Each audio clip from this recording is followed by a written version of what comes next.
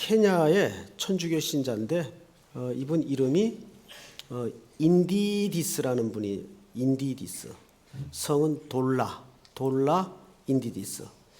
이분이 재미있는 소송 하나를 걸었습니다.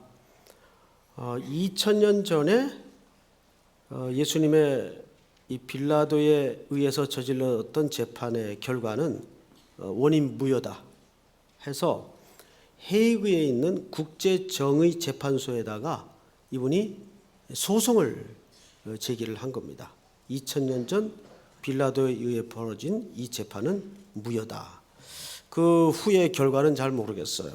근데 하여간 이분의 그 발상 자체가 굉장히 재미있는데, 이분이 천주교 신자이기 때문에 천주교에서는 이 사람의 행동은 신학적으로 무의미하다 이렇게 또 자체적으로 판단을 내려서 결과는 어떻게 됐는지 모르겠습니다. 어쨌건 2000년이 지난 지금에도 이 빌라도의 재판은 우리 역사에 계속 얘기되어지고 있고, 이 빌라도의 재판이 갖는 그 구원사적 의미가 굉장히 큽니다. 자, 오늘은 우리가 그 부분에 대해서 말씀을 좀 나누도록 하겠습니다. 빌라도라는 말은 무슨 뜻인가 하면 창을 가진 자라는 뜻이에요. 창을 가진 자, 이름 자체가. 그래서 이제 그 기록물이 그 내려오는 그 결과에 의하면 이분은 그렇게 창을 잘 썼다 그래요. 항상 창을 가지고 있었고 창을 능수능란하게 썼다는 그 설이 있습니다. 그런데 보통 총독의 그 재임 기간은 5년입니다. 근데 이분은 10년을 해요. 재임 기간의 2배를 한 거죠. 10년 동안 결국 유대인들의 마음을 사로잡지 못했습니다. 이 사람이 그 주관했던 지역은 굉장히 좀 넓었어요. 사마리아, 유대, 갈릴리, 저 에돔 지역까지 로마 정부에 파송이 되어서 관할을 했던 사람입니다. 굉장히 그 역사가들의 이분에 대한 평가를 보면 아주 사악했다 그래요. 사악한 사람들이 되게 강한 사람들이 아니라 약한 사람들입니다. 그래서 항상 실리에 밟고 정치적인 줄을 예민하게 잘 타는 그런 종류의 사람인데, 아마 그래서 한 10년쯤 5년 할 걸 할 수도 있지 않았는가 그렇게 판단을 합니다. AD 26년에서부터 36년까지 재임을 했었고 37년도에 로마 정부로부터 소환을 받아서 로마 중앙정부로 다시 들어갑니다. 그리고 그 후에는 전설에 의하면 이제 자결을 한 걸로 판명이 돼요. 그 자결 이면에는 본인이 저지른 이 재판에 대한 실수 때문에 그렇게 괴로워했다는 설이 있습니다. 지금 곧 6월절이고 사람들이 각처에서 몰려들고 있는 시기입니다.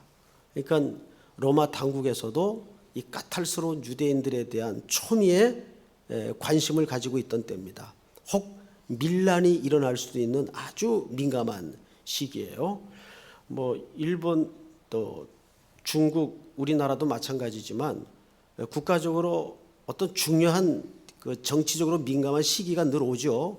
우리나라는 5월, 또 일본 같은 중국 같은 경우에는 천안문 사태 같은 그런 시기가 오면 정부 당국이 굉장히 민감해지죠.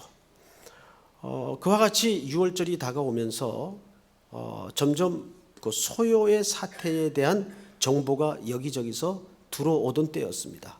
이때 한 사람에 의해서 제보가 들어왔는데 이 예수님에 관한 건이 접수가 된 겁니다. 이때까지만 해도 그 시대적 배경 속의 빌라도는 어느 정도 입장이었는가 하면 정치적으로 몇 가지 유대인들에게 실수를 했어요. 첫 번째가 뭐냐 하면 그 예루살렘 성에다가 로마의 군대를 주둔을 시켜요. 그러니까 세속화 작업을 시작한 거죠. 그리고 그 성에다가 로마의 군기를 걸어놓고 그 군기에는 로마 황제의 화상이 그려져 있습니다. 그리고 거기에다 유대인들에게 경배할 것을 강요합니다. 이런 만행의 유대인들이 공분을 사게 되죠. 그래서 빌라도는 유대인들에게 굉장히 밉보임을 당했습니다. 너무 저항이 격렬하니까 그 행위를 지시했다가 5일 만에 철수를 시킵니다. 야, 이거 잘못 건드렸다. 이렇게 된 거죠. 5일 만에 철수를 시킵니다. 그리고 민중 봉기에 대해서 여서의 아주 삼엄한 경계를 감행시키면서 군대를 풀어놓고 무자비하게 검거를 하던 때입니다. 이때 예수에 대한 제보가 빌라도에게 들어온 거예요. 근데 사실 이런 제보가 들어왔을 때 항상 정치하는 사람들은 이것이 내 정치적인 측면에서 볼 때 나한테 이익이 되겠느냐 손해가 되겠느냐 이것만 가늠하는 법이지 이것이 백성들에게 유익이 되느냐 아니냐는 별로 관심이 없어요. 뭐 정치하는 사람들은 지금이나 그때나 속성은 그렇게 달라진 게 없습니다. 항상 정권을 잡느냐 안 잡느냐 이 일들이 내게 이익이 되느냐 손해가 되느냐 이 기준만 마음속에 자리 잡고 있을 뿐입니다. 이런 때에 예수의 건이 접수가 되고 불법에 의해서 재판이 이루어지는데 첫 번째 빌라도는 마태복음 27장을 한번 볼까요? 앞으로 좀 넘겨서 본문을 좀 직접 찾겠습니다. 27장 19절을 한번 읽도록 하겠습니다. 우리 형제들만 남성들만 같이 읽겠습니다. 시작. 총독이 재판석에 앉았을 때 그의 아내가 사람을 보내어 이르되 저 옳은 사람에게 아무 상관도 하지 마옵소서. 오늘 꿈에 내가 그 사람으로 인하여 애를 많이 태웠나이다 하더라. 네. 아마 이 빌라도의 아내는 이렇게 신비한 점성술 같은 거를 굉장히 신봉했던 여자인 것 같아요. 그래서 이 빌라도 아내에 대한 많은 보고서들이 또 기록들이 아직도 남아 있는데 꿈을 꾼 겁니다.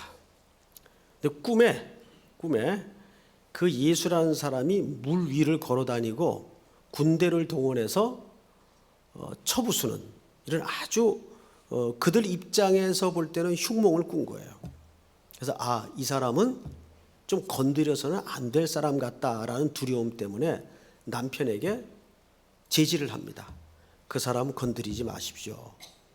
근데 아내의 그런 꿈을 꾼 이야기를 듣고도 빌라도는 자기가 의도했던 대로 이 재판을 불법으로 몰아갑니다. 한 군데만 더 확인을 해볼까요? 자, 어디를 보시냐면 23절을 보세요. 우리 자매들만 같이 읽겠습니다. 시작. 빌라도가 이르되 어찌 미냐 무슨 악한 일을 하였느냐. 그들이 더욱 소리질러 이르되 십자가에 못 박혀야 하겠나이다 하는지. 네, 빌라도는 신문을 해보니까 예수님에 대해서 하등 문제점을 발견하지 못한 겁니다. 그리고 결정적으로 몇 절을 더 보시냐면 누가복음을 넘어갑니다. 누가복음 23장을 한번 확인해 보세요. 23장 22절. 전체가 한번 한음성으로 읽을까요? 22절 시작. 빌라도가 세 번째 말하되 이 사람이 무슨 악한 일을 하였느냐. 나는 그에게서 죽일 죄를 찾지 못하였나니 때려서 놓으리라 하니. 네. 이제 다른 복음서에도 이 빌라도가 본 예수에 대한 평가가 요한복음에도 있어요. 있는데 그건 나중에 좀 보기로 하고 일단 누가복음, 마태, 마가 이 세 명의 기자가 빌라도가 예수를 어떻게 이해했고 평가했는가에 대해서 객관성 있게 정확하게 묘사를 했어요. 아무 죄를 찾지 못했습니다. 그런데도 불구하고 빌라도는 예수를 사형 언도하는 역사 앞에 얼마나 이것이 중요한 재판이 될 줄도 인지하지 못한 채 선언을 해버립니다. 당시 총독에게는 로마 정부를 대신해서 공회원들이 올라온 안건에 대해서는 총독이 직접 사형 또는 무죄 이 평가를 총독이 할 수 있습니다. 그러니까 사형에 해당하는 평가는 로마 정부 당국의 직속 대리자인 총독만이 할 수 있는 거예요. 그러니까 총독의 영향력이라는 건 사실상 절대적입니다. 그런데 이 빌라도는 자기의 평가가 역사적으로 어떻게 평가될지도 사실 인지하지 못한 채 무죄였음에도 불구하고 그들을 사형으로 넘겨버립니다. 이유는 하나예요. 정치적인 이유 때문입니다.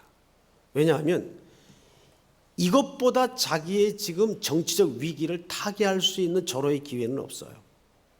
지금 거의 대다수의 민중들이 바라바를 놓아줄 것을 환호하고 있습니다. 곧 6월절 명절이 되면 관례상 중죄인 하나를 사면하는 관습이 있었습니다. 이때 백성들은 열심당원 중에 한 사람이었던 바라바를, 이 바라바라는 말은 바는 아들이란 뜻이고 거기다 아를 붙여서 바라바, 라바의 아들이란 뜻이에요. 원래 원문에 아바의 아들 이렇게 돼 있어요. 아바의 아들.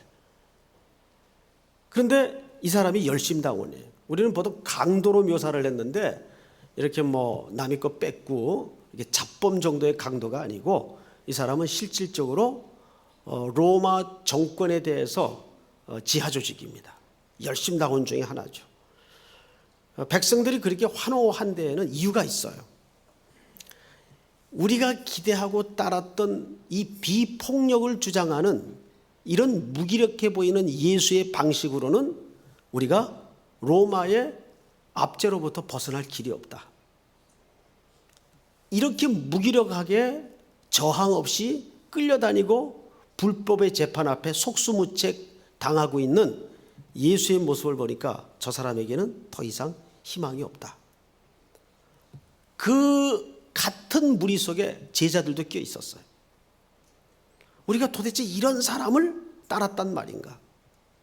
여러분, 베드로가 저주하며 스승을 욕했다 그랬죠?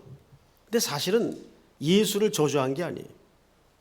자기를 저주한 거예요.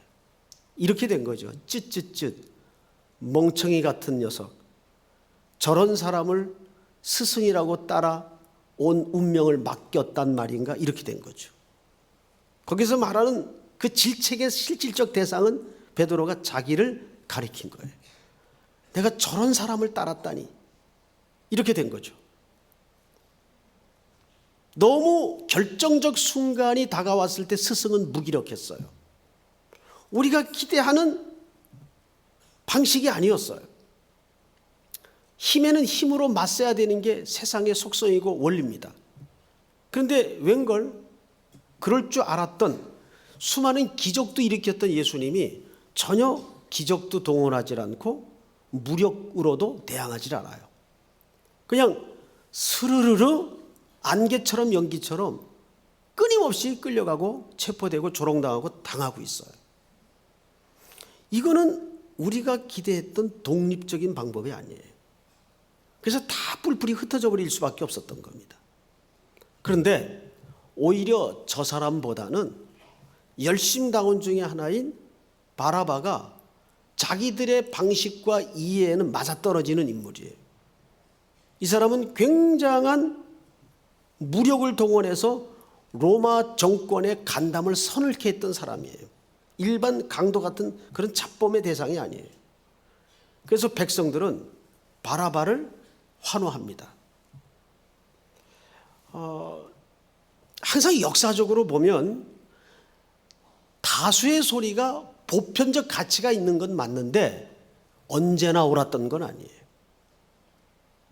성경의 역사만 보더라도 노아의 시대에 전 노아를 생각하면서 그가 얼마나 그 시대 사람들에게 조롱을 당했을까. 다 다 먹고 마시고 시집가고 장가가고 세상이 살아가는 대세를 따라 살아가는데 하나님의 약속이라는 대의 하나만은 붙들고 산 위에다가 눈이 오나 비가 오나 뚝딱거리면서 배를 만들어요. 얼마나 많은 사람들이 조롱을 했을까요? 지금 예수의 영이 없는 사람들이 예수 믿고 살아가는 여러분들의 일상을 보고 속으로 비웃고 조롱하듯이 아마 비슷한 경우일 겁니다. 아유, 예수쟁이들은 왜 저렇게 깝깝하게 살아? 1년 52주 그 휴일날 하루 종일 교회 가서 하네. 아마 같은 동료들끼리도 그런 말 쉽게 뱉을 겁니다. 왜 저렇게 답답하게 살까? 깝깝하게 살까? 재미없게 살까? 우리 식구 중에 한 분이 저를 보고 당신은 참 재미없게 산다 그러더라고요. 실제 그 말이 맞아요. 재미없게 사는 것처럼 보이죠. 자, 그런데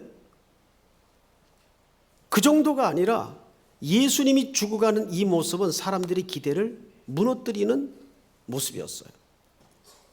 그리고 빌라도의 입장에서는 정치인이기 때문에 지금 이 사람을 군중의 소리에 맡겨서 넘기는 것만큼 자기의 정치적인 위기를 타개할 수 있는 저로의 기회는 없어요.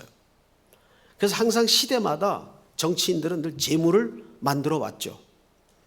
그런 아주 비열한 역사를 뒤져보면 너무너무 근현대사에도 많습니다.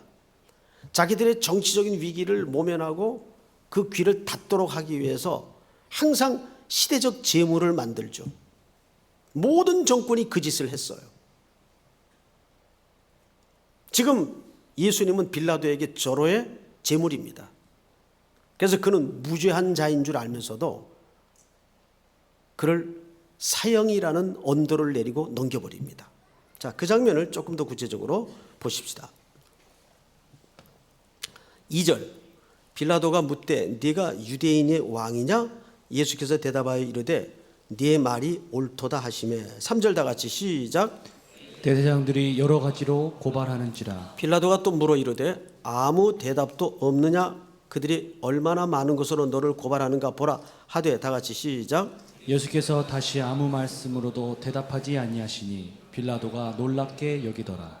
네, 예수님은 이미 이 재판이 불법으로라도 진행이 돼야 자기가 인류의 구원을 위해서 하나님의 계획대로 주의 말씀이 이루어지는 것을 알고 있기 때문에 1절 입을 열지 않았습니다. 항상 우리에게 필요한 관점이 이 부분 같아요. 우리는 내가 억울한 게 더 중요하죠. 그렇죠? 그래서 어쩌면 조심스러운 표현이긴 하지만 예수가 욕을 먹는 한 있더라도 내가 억울한 건 못 참아요. 그럴 때가 있어요. 교회가 욕을 먹는 한 있더라도 내가 개인적으로 억울하고 내 명예가 짓밟혀지는 건 못 견뎌요. 그럴 때가 있어요. 그런데 예수님의 일생의 삶은 제일 첫 번째 기초가 하나님의 말씀대로 이루어지는 것이 그분의 일생 지향점이었어요. 그 과정에서 자신이 억울한가 아닌가는 둘째 문제예요. 그건 그 다음이었어요. 그래서 그는 입을 열지 않습니다. 여기 빌라도가 물었던 질문이 뭐냐면 네가 유대인의 왕이냐? 이건 무슨 질문입니까? 정치적 질문이에요. 이것은 사실상 예수님이 십자가에 유대의 왕이라는 팻말이 달려진 채 죽어 가시게 된 중요한 근거가 되기도 합니다. 그것은 로마 황제에게도 도전하는 정치적 매우 위험한 발언이기도 합니다. 이렇게 해서 이 신문은 점점 오리무중으로 빠지게 되는데 우리 6절을 한번 보십시다. 명절이 되면 백성들이 요구하는 대로 죄수 한 사람을 놓아주는 전례가 있더니 밀란을 꾸미고 그 밀란 중에 살인하고 체포된 자 중에 바라바라 하는 자가 있는지라 무리가 나아가서 전례대로 하여 주기를 요구한대. 다 같이 시작. 빌라도가 대답하여 이르되 너희는 내가 유대인의 왕을 너희에게 놓아 주기를 원하느냐 하니. 이는 그가 대제사장들이 시기로 예수를 넘겨준 줄 알미러라. 시작. 그러나 대제사장들이 무리를 충동하여 도리어 바라바를 놓아달라 하게 하니. 빌라도가 또 대답하여 이르되 그러면 너희가 유대인의 왕이라 하는 이를 내가 어떻게 하랴. 시작. 그들이 다시 소리 지르되 그를 십자가에 못 박게 하소서.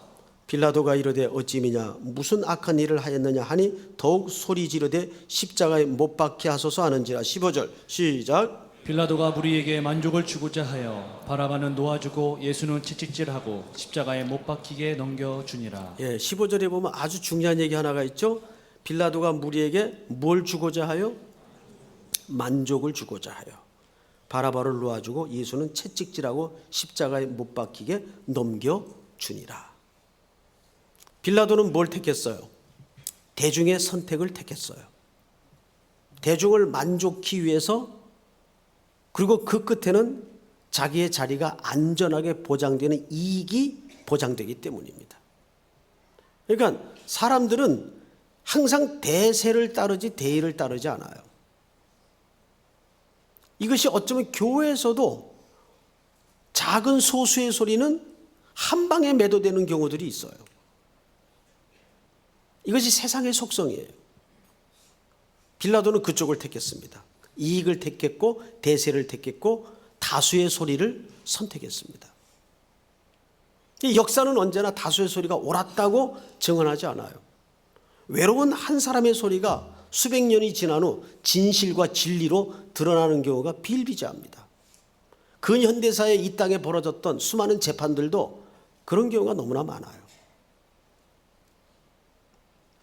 그래서 역사의 평가라는 것은 바람 같은 것입니다. 그래서 디모데후서 4장 8절에 보면 사도 바울이 하나님을 뭐라고 묘사하냐 하면 의로우신 재판장이라는 법정 용어를 써요. 거기에는 아주 깊은 바울 나름대로의 저의가 있습니다. 지금 바울은 억울하게 로마 당국의 황제의 법정에 세워져서 사형을 언도받고 있습니다. 뭐만 남았어요? 집행만 남겨두고 있습니다. 그것이 사도 바울에게 내렸던 역사의 평가예요. 근데 한 사람이 웃죠. 누가 웃었어요? 바울이 웃어요. 그 웃음이 어느 단어에 담겨 있는가 하면 디모데후서 4장 8절에 담겨져 있어요. 우리 한번 찾아볼까요?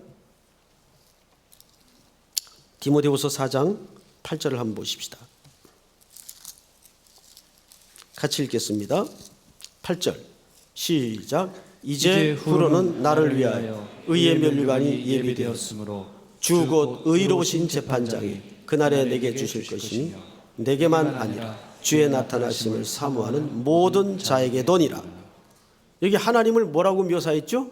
의로우신 재판장. 이 법정은 누구의 법정입니까? 황제의 법정입니다. 당시 황제는 아시는 대로 사람이 아니죠. 신이에요. 그래서 이 법정은 신의 법정이에요. 로마의 법정이에요.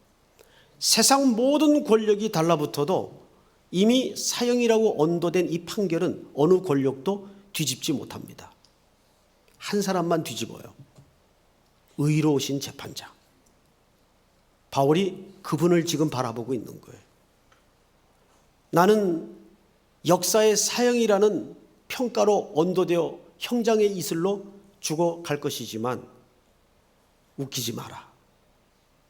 이 당시 로마의 권력이 얼마나 절대 권력이었는지 아십니까? 로마의 음악이 침묵을 하면 세계의 음악이 입을 닫았고 로마의 문인들이 입을 닫으면 세계의 문인들이 붓대를 꺾었던 절대 국가입니다. 즉 그 법정에서 사형 언도를 내렸어요. 누구도 이 판결은 못 뒤집습니다. 근데 한 사람이 뒤집어요. 웃기지 마라. 이것이 최종적인 평가가 아니다. 내게는 더 영원하고 더 진정한 의로우신 재판장의 평가가 남아있다. 믿음이라는 건 이 정도 돼야 믿음이라고 말할 수가 있겠죠. 이 땅의 평가에 대해서 일비하지 마세요.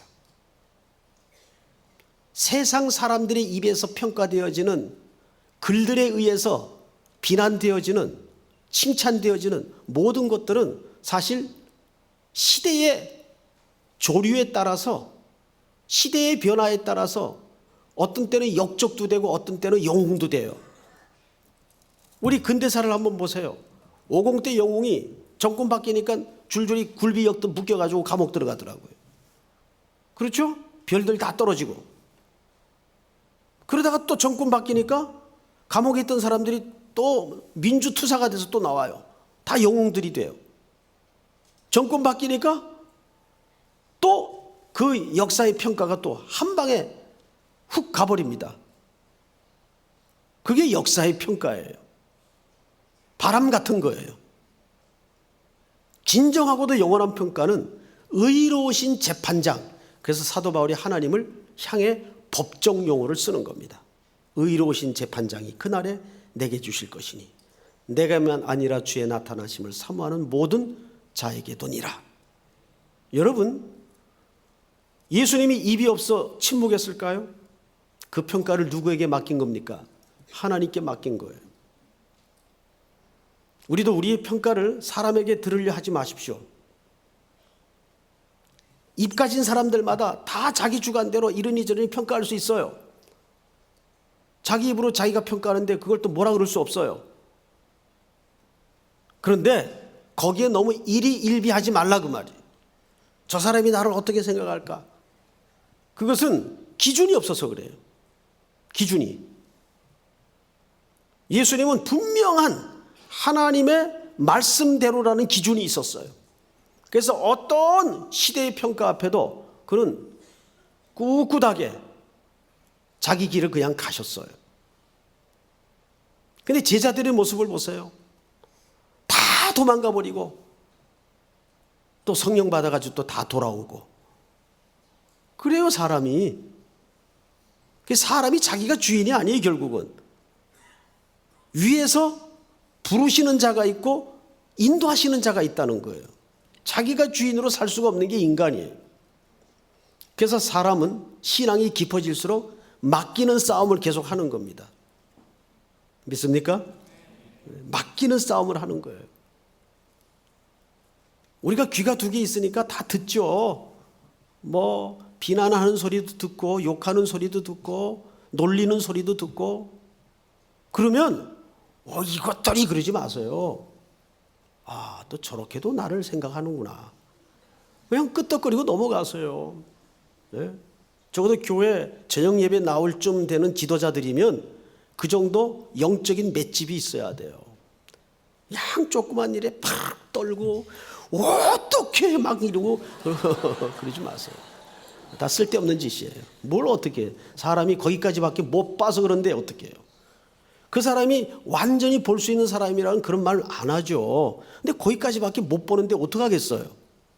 자, 옆에 사람에게 지금 인사합니다. 어떡하겠어요. 인사하세요. 응? 인사하세요.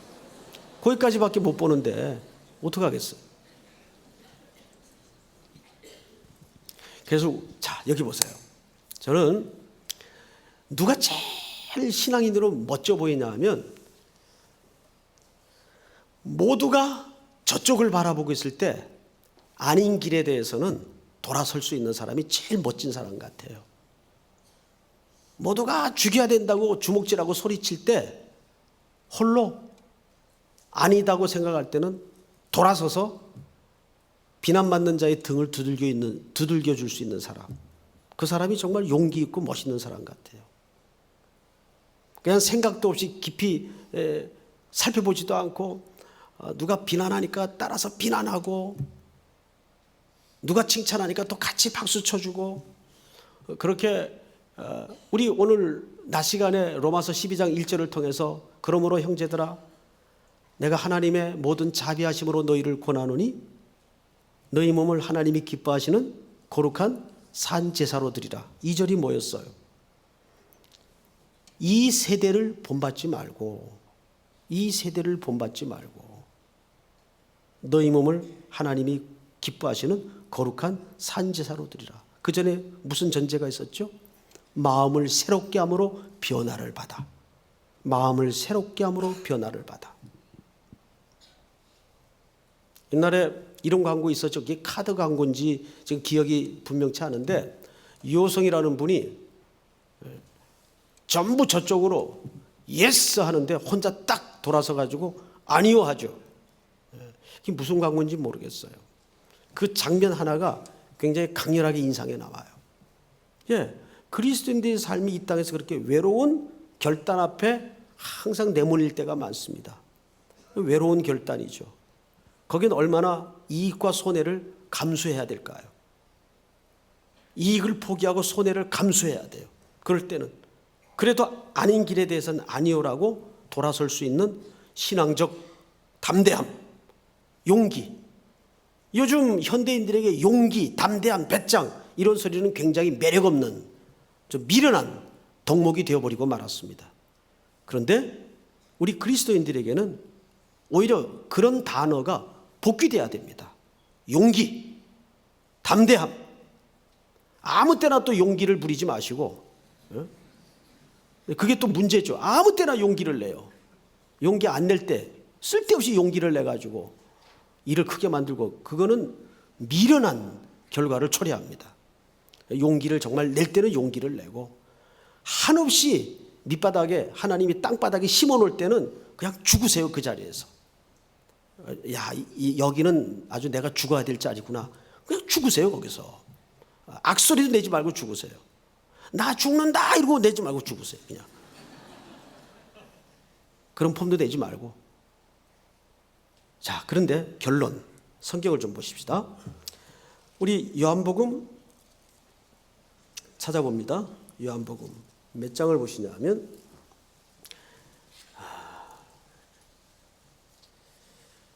18장, 요한복음 18장 38절.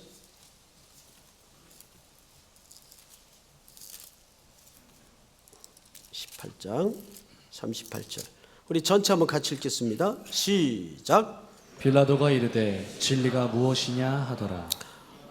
이거 요한복음에만 나타난 질문인데 빌라도가 예수님에게 물었어요. 진리가 무엇이냐 하더라. 자, 저를 보실까요? 빌라도가 진리에 대해서 정말 궁금해서 물었을까요? 이런 심성과 이런 목적을 가진 사람이 진리에 대해서 목마름이 있었고 의에 대해서 주림이 있어서 이 질문을 했을까요? 이 질문은 우리 한글 번역상 그냥 평이한 문장으로 기록이 돼서 그 느낌이 살아나질 않아서 오해할 수 있는데, 이 질문은 이런 뜻입니다. 야, 이 사람아, 진리가 밥 먹여주냐? 그 뜻입니다. 진리가 뭐냐? 진리가 밥 먹여줘? 우리 늘 듣는 소리 아니에요, 그죠? 야, 예수가 밥 먹여주냐? 그럼 뭐라 그래야 되겠어요, 여러분들은? 예, 밥 먹여줍니다. 그럴 때는 전공법으로 나가야 돼요. 예수가 밥 먹여주냐? 그러면 이제 보통 직장 어르신들이 그런 말 논리라고 잘하죠. 아, 저 자식은 맨날 수요일만 되면 일찍 기어나가네 저거. 너 어디 가냐? 저 오늘 수요 예배 있는데요. 야, 인마 예수가 밥 먹여줘? 예, 밥 먹여줍니다. 열받죠, 열받죠. 그런데 그때 충격받아요, 사실은. 그때 충격받아요. 그때는 전공법으로 가는 거예요. 예, 예수가 밥 먹여줍니다. 예수님이 정말 밥 먹여줍니까? 안 먹여줍니까? 먹여주지. 왜 안 먹여줘요? 누가 아니라 그랬어요, 여기. 예수가 밥 먹여줍니다. 할렐루야. 그거예요. 그런데 빌라도의 마음속에는 진리에 관심이 없었어요. 야, 진리가 무슨 밥 먹여주냐? 아마 올해도 여러분 일상 속에 삶으로 예배를 드리는 가운데 이 도전과 이 질문과 이 비아냥을 끊임없이 받을 겁니다. 그런데 그때마다 그리스도인은 전공법이 사는 길입니다. 그것이 믿음의 길입니다. 믿습니까? 오늘 낮 예배 때 주신 말씀이 뭐예요? 형식의 예배를 넘어서 무슨 예배로? 삶으로의 예배로. 삶으로의 예배는 뭐예요? 이 세대를 본받지 않는 겁니다. 본받지 않는다는 말은 무슨 뜻이라고 그랬죠? 카피하지 않는 거예요. 복사하지 않는 거예요. 닮아가지 않는 거예요. 오래된 이야기이긴 하지만 제가 이야기를 하나 하고 마치겠어요. 들은 적이 있어도 처음 듣는 것처럼 들으셔야 됩니다.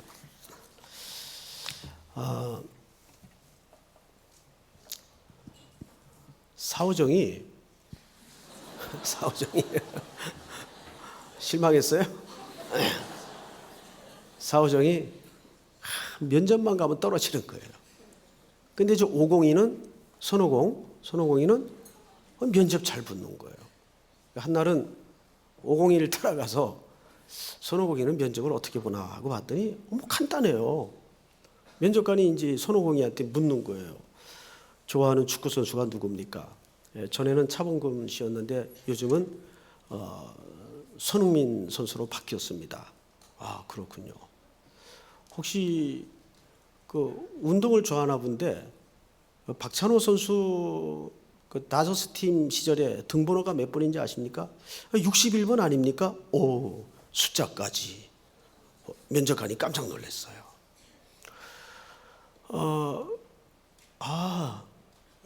면접을 저렇게 하는구나. 근데 이제 마지막 면접을 시험관이 묻는 겁니다. 손오공 씨한테. 혹시 UFO 그 미확인물 UFO에 대해서는 어떻게 생각하십니까? 사실인 것은 맞는데 과학적인 증명이 없기 때문에 뭐라고 확실히 말씀드릴 수가 없습니다. 아주 그 애매한 질문인데 지혜롭게 잘 대답을 했어요. 그래서 저렇게 하면 되겠구나 하고 이제 자기 차례가 됐습니다. 사오정이. 시험관이 사오정이 들어오니까 좀 엉성하게 생긴 친구인데 뭐라고 질문을 할까 하다가 이름이 뭡니까? 그랬어요. 전에는 차범근이었는데 요즘은 손흥민이라고 부릅니다. 너무 어이가 없어가지고 도대체 당신 나이가 몇 살이요? 61입니다. 저 친구 정신이 없구만. 그러니까 이게 이제 누가 만들어낸 얘기인데 무조건 따라하는 세태에 대해서 꼬집은 거예요. 요즘 그 대기업의 그 면접관들이 쓰는 칼럼들이 있습니다. 경제 잡지 뒷끝에 거기 어떤 면접관이 그런 얘기를 써놨어요. 우리 청년들의 요즘 취미 생활을 보면 거의 다 똑같다는 거예요. 그리고 예를 들어서 자전거 회사에 면접 시험을 왔으면 전부 자전거에 취미가 있다고 얘기를 하고, 그러니까 무조건 개성 없이 따라하는 세대.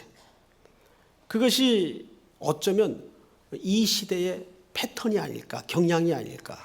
그러니까 요즘 젊은이들이 무비판적으로 누가 무슨 옷을 입고 다니면 다 입어야 되고, 누가 무슨 말을 하면 다 그 말 따라서 해야 되고, 그 말 못하면, 그 신발 못 신으면, 그 바지 못 입으면, 그 옷 못 입으면 뭔가 시대에 뒤떨어지는 것처럼. 근데 가만히 보세요. 저도 이제 넥타이 산 지가 꽤 몇 년 돼요. 근데 결심했어요. 절대 내 돈 주고는 안 산다. 그렇다고 여러분들 보고 사달라는 게 아니고 절대 그 말은 아니에요. 왜냐하면 넥타이가 꼭 패턴이 두 가지밖에 없어요. 넓어졌다, 좁아졌다. 한 5년 차면 다시 돌아와요. 좁은 걸로. 근데 또 그거 5년 차면 다시 넓은 걸로 돌아와요. 이 유행이라는 것도 반복의 사이클이 있어요. 계속 같은 패턴이 돌아옵니다. 그러니까 항상 신앙생활이든 인생이든 자기 패턴을 지키고 자기 주관을 지키는 게 굉장히 필요합니다. 그것은 어떤 측면에서 믿음의 일부라고 저는 믿습니다. 갑자기 예수님의 십자가 얘기하다가 결론이 이상하게 끝나면 안 되니까, 자, 우리는 이 땅에서 오늘 삶으로 드리는 예배자로서 이런 빌라도 같은 결단이 필요한 역사적 장면 앞에 우리는 어떤 자로 예수님 앞에 서야 되겠는가? 항상 또 한 주간 더 그 물음 앞에 용기 있고 담대한 전공법을 택하는 우리 모든 그리스도인들이 될 수 있기를 축복합니다. 우리 다 일어나십시다. 우리 오늘 찬송가를 좀 부르겠는데요. 149장.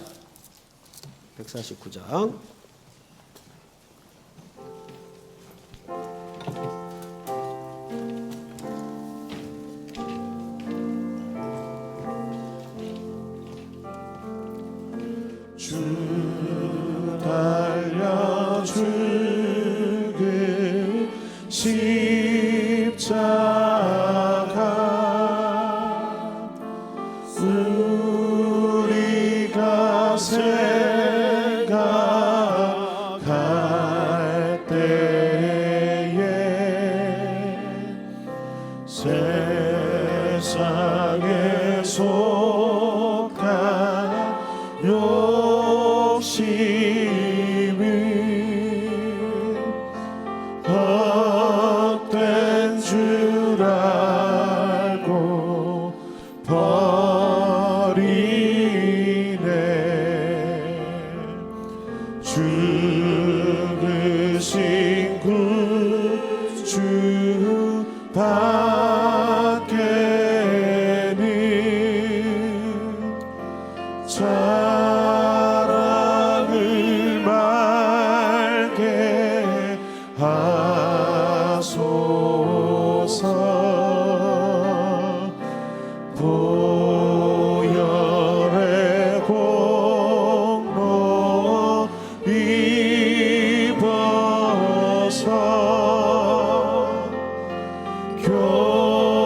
교만한 마음을 버리네. 못 박힌 손발 보니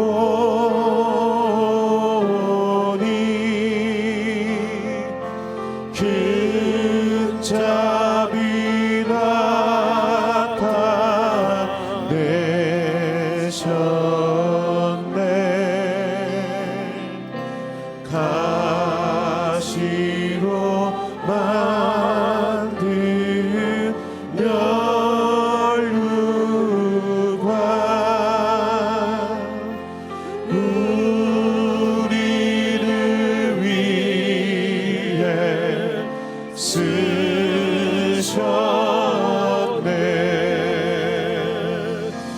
온 세상 만물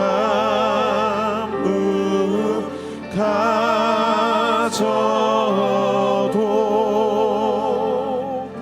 주의 못 갚겠네.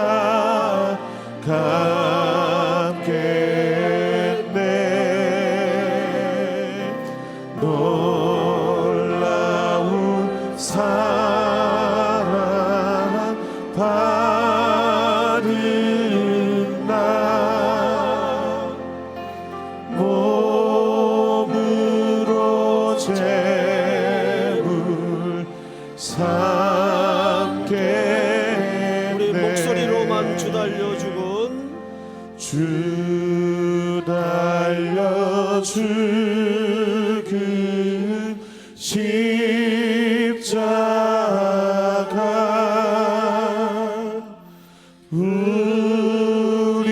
우리가 생각할 때에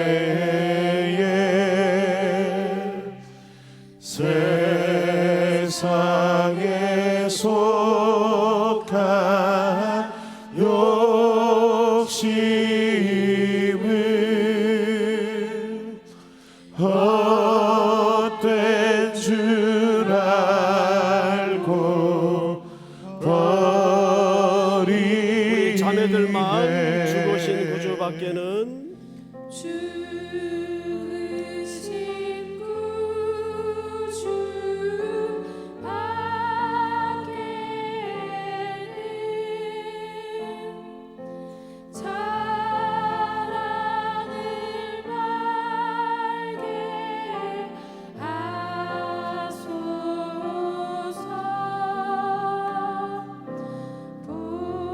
보혈의 공로 입어서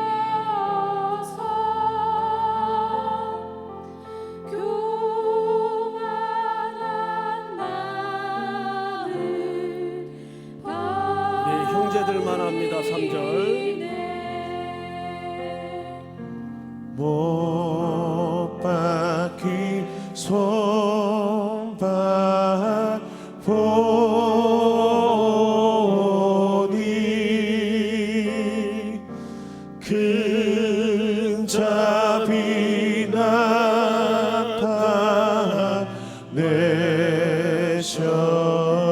나타내셨네. 가시로 만든 면류관 가시로 만든 면류관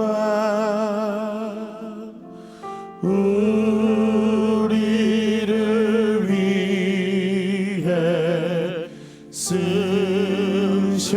우리 다 같이 온 세상 만물 가져도 온 세상 만물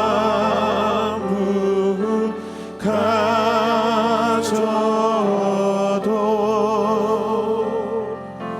주의 보다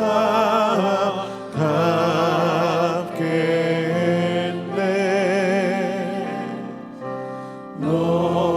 놀라운 사랑 받은 나 몸으로 재물 삼겠네.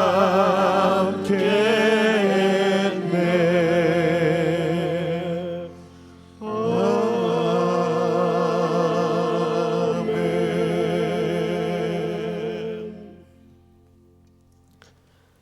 지금은 우리를 죄악 가운데 구원 기회의 십자가에 묵묵히 아버지의 뜻에 죽어가신 예수님의 사랑과 그 아들 독생자를 이 땅에 보내시어 우리의 대속의 제물로 내어주신 십자가에 확증된 아버지의 사랑과 이 위대하고 놀라운 진리를 열어보게 하시고 믿게 하시는 성령님의 인도하심이 새해 첫 주일 저녁 예배를 드리며 이제 삶의 예배로 출발하는 사랑하고 사랑하는 모든 3일의 성도들 머리 위에 복중의 생명들까지 영원토록 함께 있을지어다.